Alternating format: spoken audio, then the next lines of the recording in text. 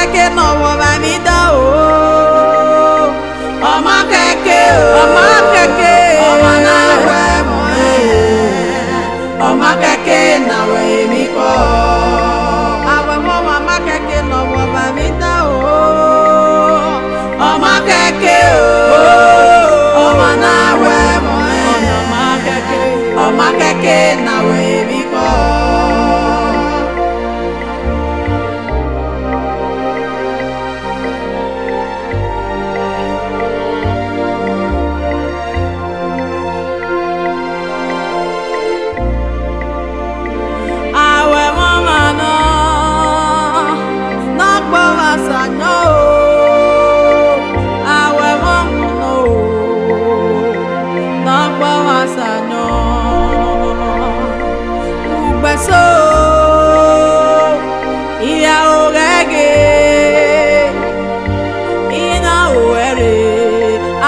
So Miami na ti awe mama oponu wewe mo na gbe o na fi mi o ra na gbe wa iwewe mama no agbo wa sanyo o awe mama no ona we gbe so awe mama no be no wa ka e wa we gbe so wo oni ri ma we ga we mama u da ise we ga we mama u wa e mi da o we ga we mama siese if you were get to you no mama mami wala lenya na we mo na toge ma I've come to apologize to you now. How will you? I've missed you. I've missed you so much. Okay? I'm sorry. I'm sorry. Please, I'm sorry. I'm sorry. I'm here to apologize to you, please. I'm sorry. No.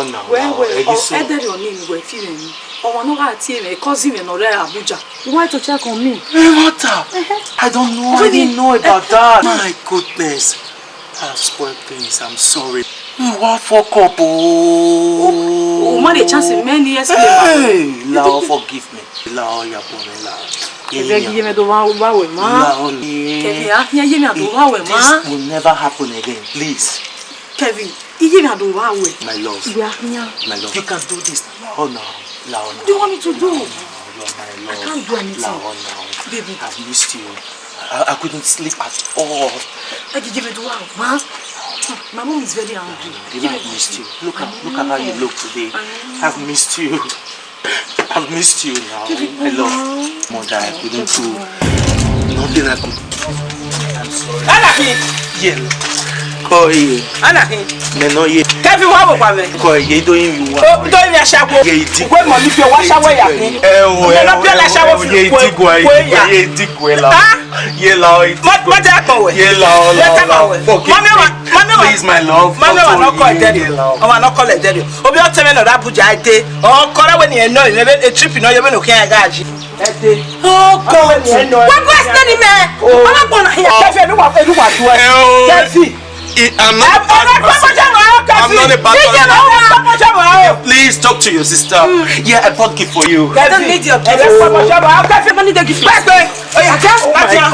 I'm on a seven. She did not. I love you now. Love you.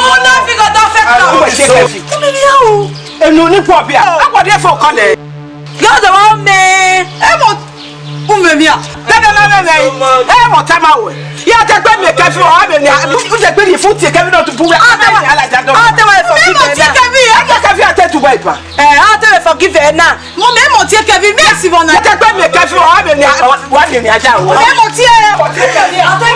I'll not be eating for 1 week. You will not eat for 1 year. Who did that in 1 year?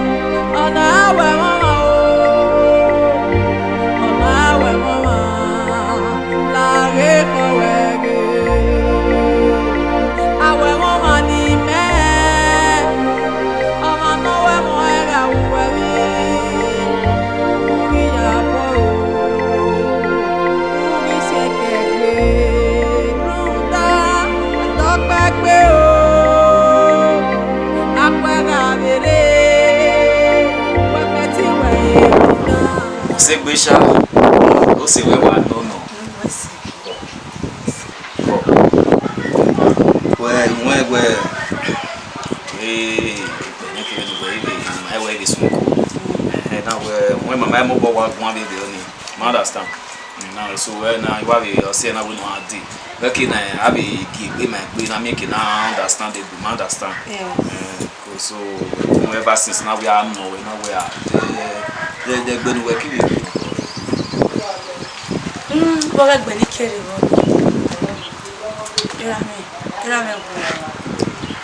My vapa, j'ai le pied de la main. Il va vapa. On tient nos connotés. Qu'est-ce que on l'a gobé. So, wow, chevron. J'ai mes business woman. So, for some time, j'ai mes mates et j'ai no business because of our day. So, we're here. So, it's kind of a ebe ni yo ko nya wa le bo ye no ti wa ya we ni ya yo be pe go wa no wa wa nya wa opo ye ke ye wa be go yo ya ti wa wa ya of course it's the is a people. Wow, she's a people ko ni sha ye ya wa be go of course wa me go kaka. That's good. She has money. Wow. So it's the way now you be sponsor with this. Yes, she's in charge of everything. Egbe na heke no wana abi okona. O si emi ana wa bi we. Emi ama bi we. Na ya ma we. Oh. Ai, go. Sapala. Okay, no me. No. Okay, me.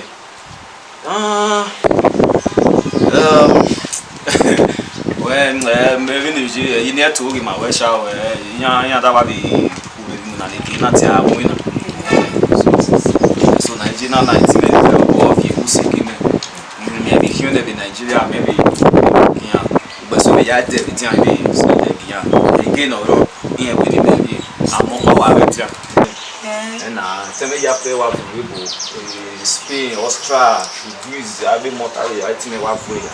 So you have your pussy, make me a king of it. Yeah, we can't again over maybe simple will go here.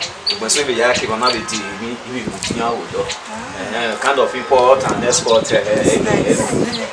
Oh, man. Yeah, that's where you look for something better. Yeah, oh, I think I'm going to just for the meantime, hey, why we not going to cover your take me. Because you cannot depend on your brothers.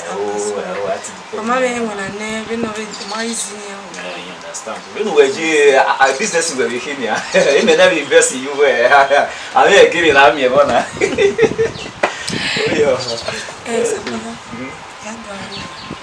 Papa. Ah, we go up with me. Even now we're to wear here. Oh, I say.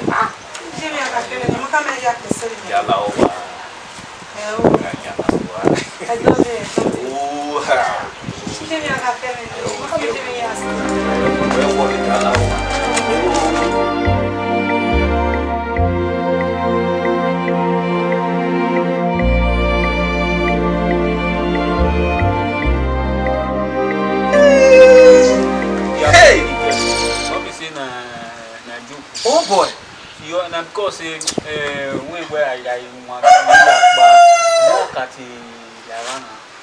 Just why, so why so we ran here give me nothing. We went for we ma. Mo wa e mo to ta. Odun mi e bo wa. Yi. Yi. That get a big fish. We sharp. She didn't ham we man am we. Imi amwere bia. I call the door for that kind matter. I dey back for you. Wari I so. One that everybody. Me aso I call it oba. The business e wa no. Or a business or my business or ban on my brother. When we my agbo kan, you know we eti my own. You know my brother o manari ni agbo kan. Be ni ge ni family. Wa wari you back and there ni my brother e gan won Matter. and when we make am away. So We get the way my when ni mo salwa the girl or so for the now kawala lu. When agwa le ni you calm down. Whereby how we maybe I see me wa hey. we to we man. Yeah. We kawala lu we wa ni. But wa ha ma wo me wi na wa ni wa ko. So the one that we bana got it. Bana strong in the relationship. Maybe kiwa. Wo nya ha mi we women go nya ka wa be we le mi ya wo we igo we okay so anze mi. Bi ebe be do. Ina ka ma ina we mu na ni ka we na we I do si mu na ni. We me mi na. Ya ta. Ina we te. I will tell you we. Ina wo fi mi bu me ge. We ha ma we ore body me bi.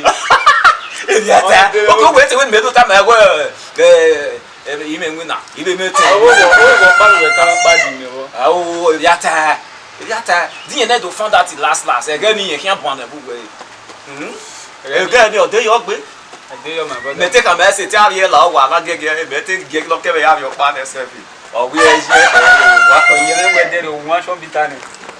Nwa so we bitani. ya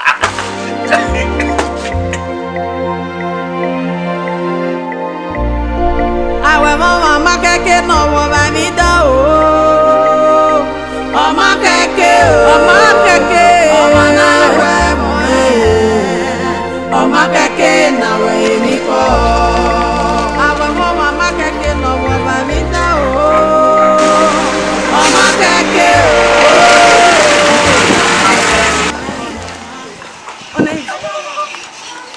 Ivie.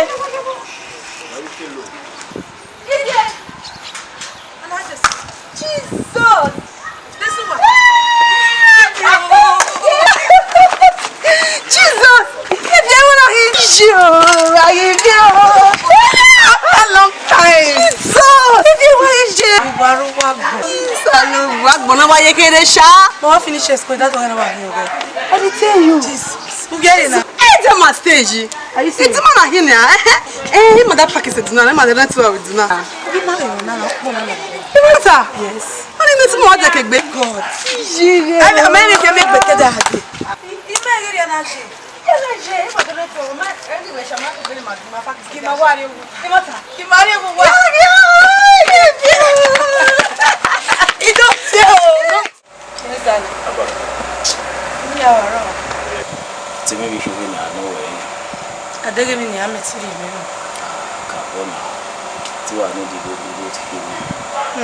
Only have a year at the time.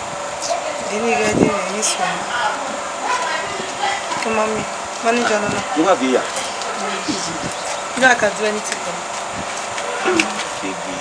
on I say now we ma to we je imeti ujo Only a tala. He make I make who my way me. Where you go me wow me there who don't be. if you we ni e ko dan e ni fi we no pia iwe mo ko se ni me ya we mo we ise a o da no mi we o su we awo ko o kan ya mu we Eri bi ata. o do we no we mo se na do gbe we sa ba ko mo fa Eri wa me sweet mat. e o we ye ti da mo ke no we ni o ma do go ni no mo ni ata na ya o ga iwe mo ko pe no ja we ja ju bi ni we ni ya so e ko ti na Ikoyo. okokwe awe ndo ni no awe na nugu gimi na yin iwe na ye gene ye ti se we awe ye ti sini ayi Ikoyo. we Where you move, where you not see.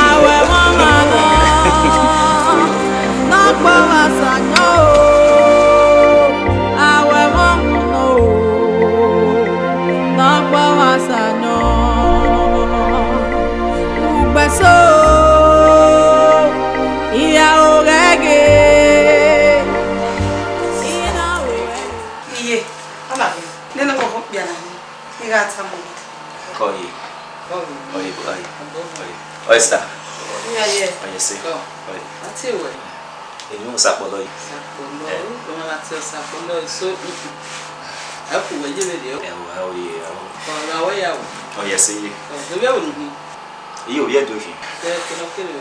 I'm on by you. I'm been at your top. Oh,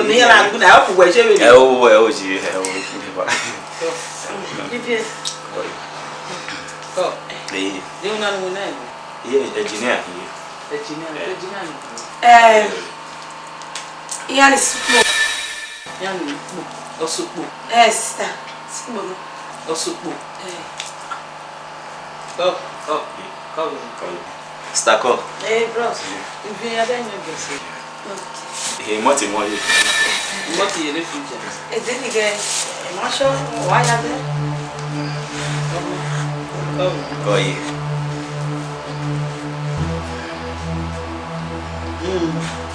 Your mouth.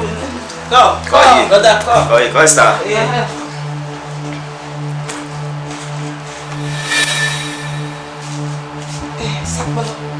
Nisso. Yeah, you problem. Ouais, you know. Yeah, you problem.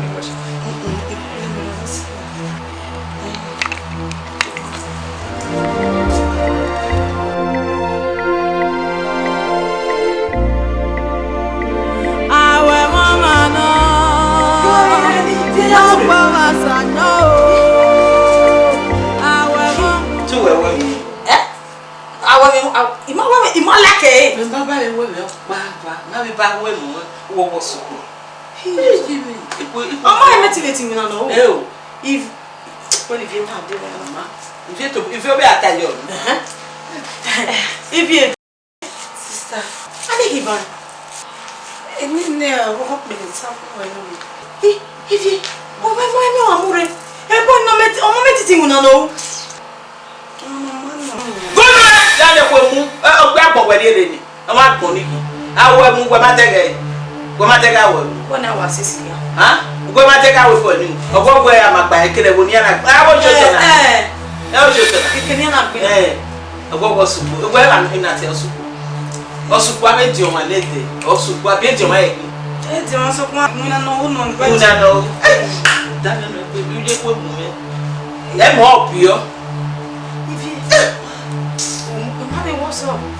If get na pa mo te gbe mi owo ko gbe ani wa ti e ba o sapolo ma sapolo e gbe te gbe mi e ma ika mi e mo sha ni aja nu e ima mi te gbe ja o e fa kan de kan wo to egbon o ima mi te gbe mi owo ko gbe ga mi ti a kun ya fa ni wa mere gbe te gbe mi e ma wo to egbon wo be de me se ya te gbe mi e ma wa mi ja nu ai ifi Oh, wa mi tan wo awon.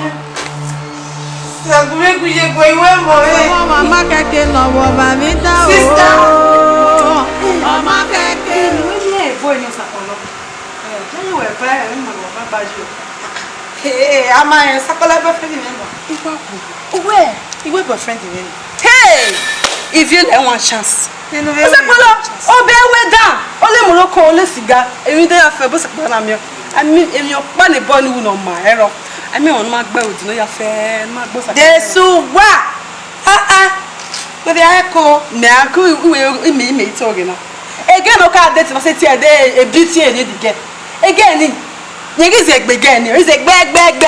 He no ma ge ni wu. In short e boy ni me de shami ma eyan mu ne ku.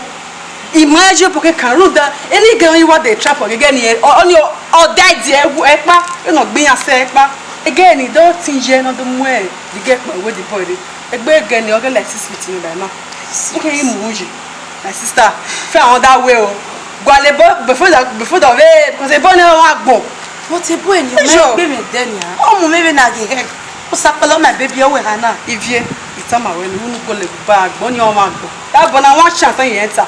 You know what tama you be bigger, you know what to do, you know what's up. Ama go take your hand, see only iya do agbe. Akpa mo ti imwa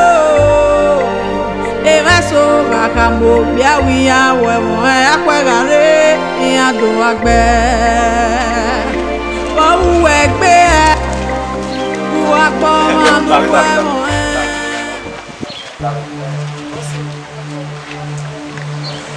o me ni me we we na ya na me le ban li hia we bi gboko e bi imono ikuku kan e bi mana gbo na wa igbe zaba kumukwa de no kan we bu we you know what I am when we made you over there. You know what I mean? We me gugun. Eja. No what I. E we gele moje na motion. No what I no wo aragunje na. E we mu we. E muja. Dan we gugun me no abi. We date me wo wa. We. I me wo wa. Tu wo wa. Du wa we ni me wo wa. Tu wo wa. What me wo wa?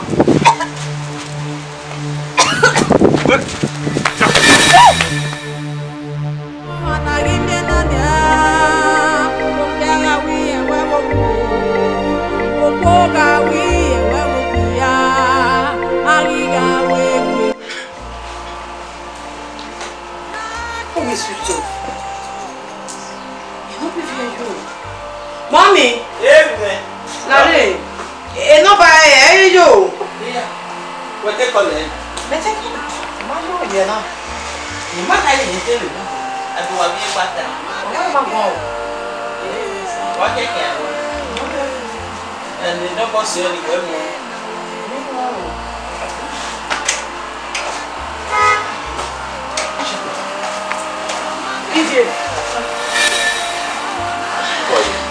What's the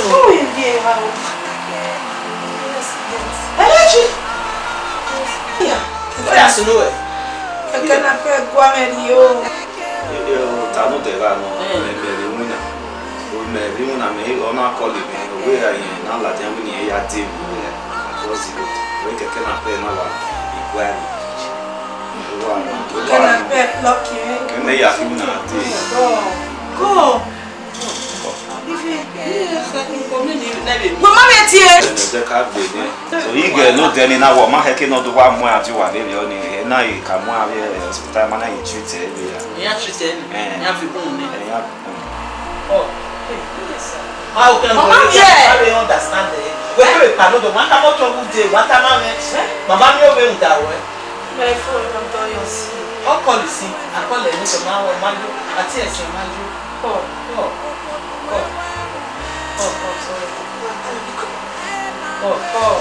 sorry. sorry yeah Mommy did it, boy.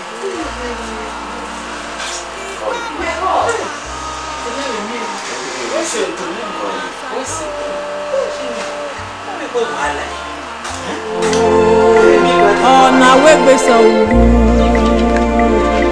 Our mama, no, they be no one can. What we're so.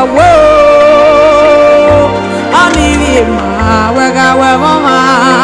Who dies? We're our mama. Who are we down? We're our mama. Yes, who are we gone? Oh, now we're more. Ela na torema. Oh, now we're more. Ela na bubi. wa ko ye ho be tiam Ona en me win with us. Esi ganasi. Bena kwa mina. wo ni wa be ya gbe o won bi aga wo yi o bi gwale mi no bi ye gbe no ya gbe o Esi gaya gbe yo. Siga gbe yo. o gbe o Ya wari go no kere, nwa pe ya de siga. Bena ko momo. Bena kwa mina. they no need mu na we do me go no wa bi go kebe me ya de siga o ti o bo ma do boy si sika me iye ti de siga ni si me ti de siga ni me si no wa ni ko wa we se kebe no bia ne wa so wa ata Sakpolo ba ya guwe kwa Aguwe gwa kere gene. Aguwe gwa afa gene. What when I guwe gwa Gani tamawe. Ati go bia gwa. Dete Eri o be se no bia. Ati gboko. Eri Stop it. Don't say nonsense. What fi pe no? Me nonsense. Me weta nonsense. Sakpala berewa. Woni mo ti ka mo ke wa. Tell come on na. Sakpala. Ọmọ kẹ̀kẹ́ lọ́wọ́ bá mi dá o. Ọmọ kẹ̀kẹ́ o. Ọmọ kẹ̀kẹ́. Ọmọ náà wẹ̀ mọ́ ẹ̀. Ọmọ kẹ̀kẹ́ náà wẹ̀ mí kọ́. Àwọn ọmọ kẹ̀kẹ́ lọ́wọ́ bá mi dá o. Ọmọ kẹ̀kẹ́ o. You don't understand. Then na ba ya me akwegbe. Oh, you 2 years ya me. You deserve it. Yeah, but at least when you beg you now, heck we running. Since then. What you say now? Nera bi je me ki aro. Iya ma era me tun bom ya fi je me. Do ba era me ke do. My worry na you feel well now. O me va ni ano we wa pe yo wa stop Okay, time me na ya. Ube sigana si. Ube nyama me dada we u gi fi mi. No ma, do ni no ikoyo. Berio idele gbe iri owa we na. Idele gbe ire. Ikoyo worry. You feel well. Then I will be friend ya ta me je mi. You feel well.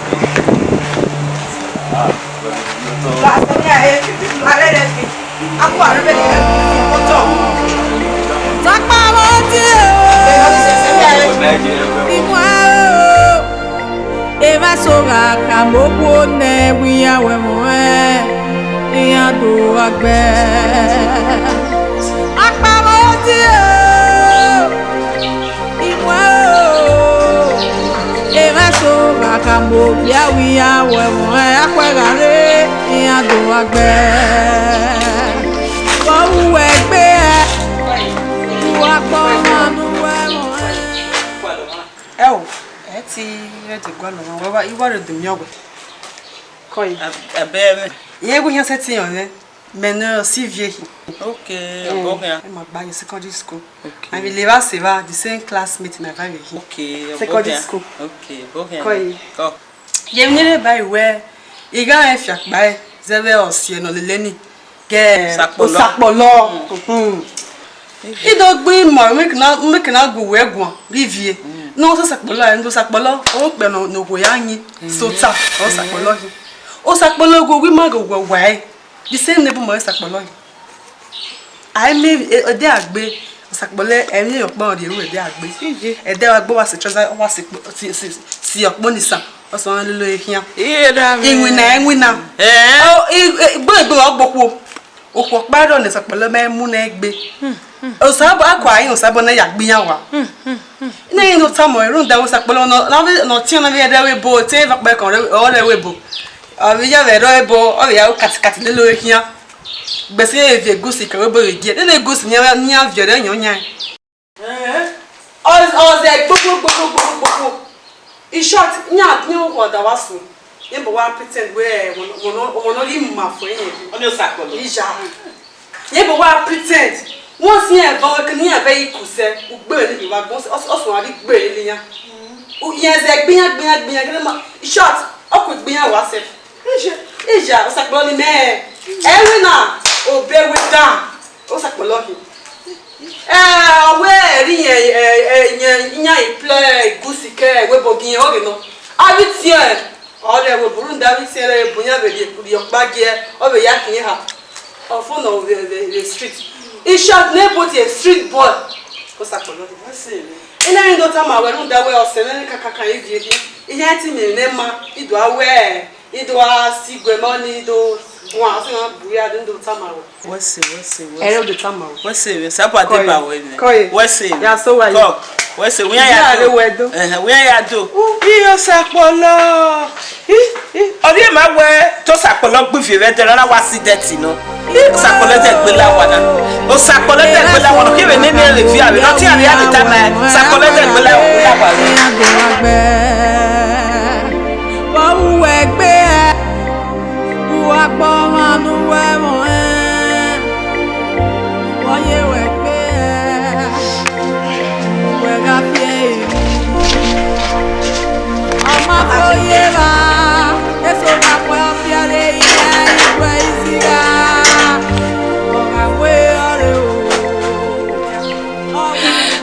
gbéra mi. Ouais. Kí gbéra mi. Kí gbéra o. Wọ́n ní Igwe ama bo èdè náà ni de mo abi mai mi ta se. Egbo mai mi ya ka. Mai mi no ya ka. You understand? O. Ọmọ gogo no. Iyama. Ouais. Ama. Ouais ama. Iyama ni. Anya. Ya, wa anya wo nya. Monya. Eno keke no gogo ku ya na o ka ma megbe imeri ni ta. Wa imeri ni ta. Gume waka mawe. Yeah, dem again ya le do eta lo. E no sense na we ata we na be we is surprising. Tell me to me ma bonu ata we abi kinabi. You understand? Ya gwale ge onya wa gwale no awe he. Me ka mo we me gwale mo. Sakola ni se iye ke no buari e aga fa ma fion we. Won e ma le ni. Ya ando emi ya fe. Ajo ni we de wodu. Oh.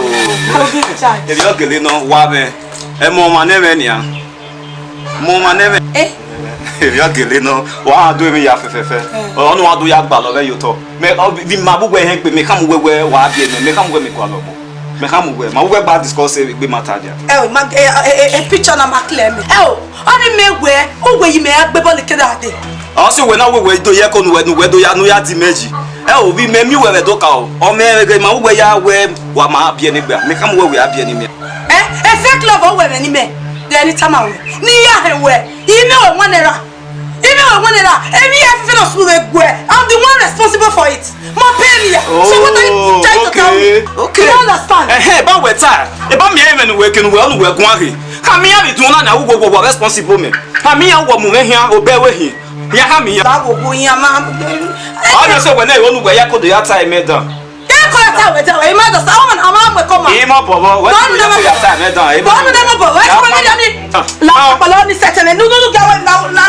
Ebi ya ko le no we he. E te gba mi ma. Wa ya pan no e, wa pan no. Dem ni pano yi. Dem ni pano. De po dem we. Dem ni pano bawe e ni ma go you go. Ima me we. Ima me we. Ima bobo won. Wo mo bobo. Awa wo. Wo mo come. Sa pano wo mo come.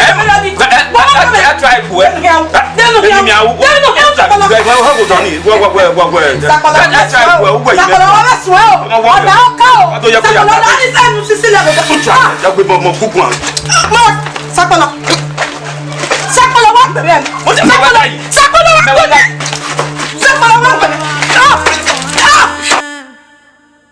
Voye we gbe wo we ga fie mi. Oma foye wa eso ga mo opiare yen idwe iziga. Oga mo ore o. Your papa dey come. Sapolo. If you Sapolo. What did you happen? Joe. What's on? Ma wa ya bi o na wa lo bi. Gbe wa wo be ma fear me. If you What did they do? You know, if you they back don't fear me. Ma fear me. If you Someone who when I o je be kinyo. Ma fear me. Someone you know. Joe, ima fear me. Then no money book. What you can voice wa. Ima bokan. Someone who did worry you na. Ya gbogbo wa. Ima fear me. Someone we gwazi. Ima ba ki o na ba te to. O le ni no le gbogbo wa gbe.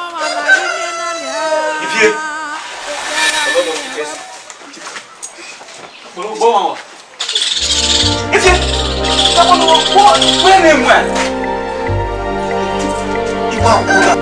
Well, when you watch me, problem you know, me wa bu ye hian ni ani ya na gbon wa wo. John la mo no sun ke e ke ni ama e bo fo na ga to nu fun pa na wa mo yo. E ki de worry you. Ko ni John se possible. Na to nu fun na mo yo. Me ga camera ije ni we gbon wa. Then from there me ari police station. John la be John. I wa bu na. John la o ni la o. Gbe. Ije na. Mama na we mo. Ije John. Oma keke na we mi ko. Takpa mo ti o. Imwa o. Eva soga kamoko ne wiya we mo e. Iya do agbe. Takpa mo ti o. Imwa o. Eva soga kamoko biya wiya we mo e. Akwegare ìyá tó wá gbẹ wọ́n wú ẹgbẹ́ ẹ wú apọ̀ ọmọ wẹ́mọ̀ ẹ wọ́n yé wẹ̀gbẹ́ ẹ wú wẹ̀gá fi èmi ọmọ fòye wá. Arúgbó.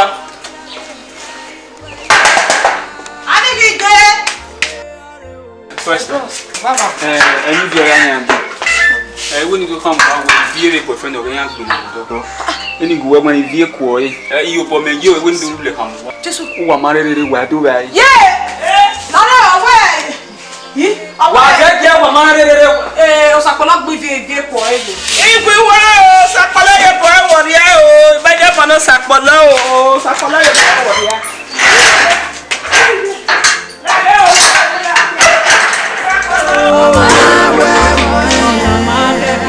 Ọmọ kẹ́kẹ́ náwó èmi kọ́ tápá wọ́n ti ìmú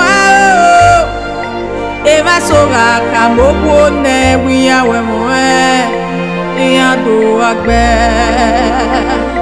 tápá wọ́n ti ìmú eva sọ̀rọ̀ àkàmọ́kò nẹ́wìyàwó ẹ̀mọ́ ẹ̀ àpẹ̀rẹ̀ ìyàtọ̀ àgbẹ̀ wọ́n wú ẹgbẹ́ ẹ̀ wú apọ̀ ọmọ ẹ̀mọ́ ẹ̀. Baby, baby, baby, baby, ewu baby. Sàpọ̀lọ́ yẹ bọ̀ ẹ̀ wọ̀ rí ẹ̀. Sàpọ̀lọ́ yẹ bọ̀ ìfẹ́.